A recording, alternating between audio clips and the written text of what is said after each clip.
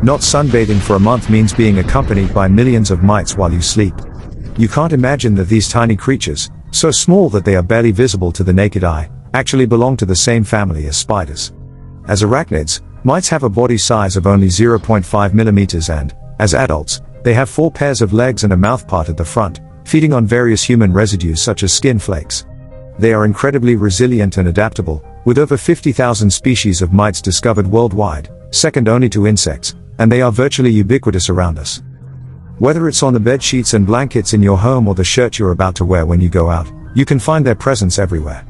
According to research data, there are approximately 100,000 to 1 million mites per bed, and once they crawl onto your body, they continuously move through your pores day and night, which is their favorite living environment. However, while mites are everywhere, there's no need to be overly alarmed because, among the tens of thousands of mite species, only about 10 of them pose a threat to human health.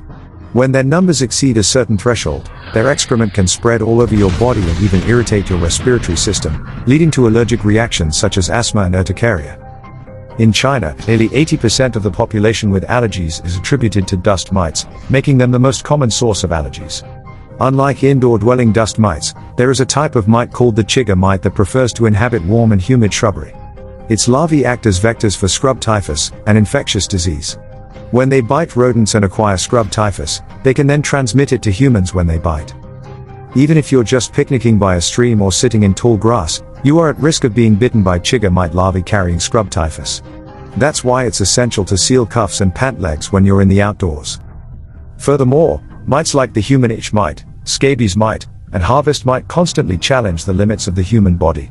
Especially the human itch mite, which not only prefers to parasitize areas of the skin with abundant sebaceous glands but also creates tunnels within the skin, leading to intense itching. It's essential to note that mites can spread through various means, including clothing and chairs. There was even a company president in the United States who was so afraid of mites that he would shave his entire body every day and apply insecticide directly to his skin. Such extreme measures are not advisable. As long as you follow a few basic precautions, you don't need to worry too much about mites' harm to the human body. Sunlight is an excellent way to eliminate mites because of its strong sterilization capability.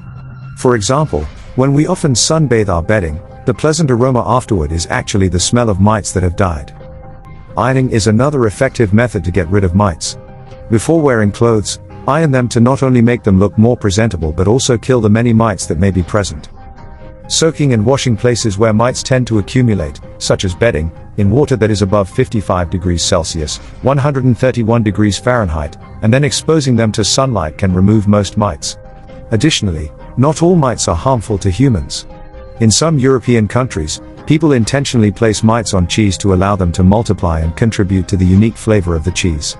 Cheesemakers believe that the exoskeletons shed by these mites are what make the cheese so delicious. Are you tempted to give it a try?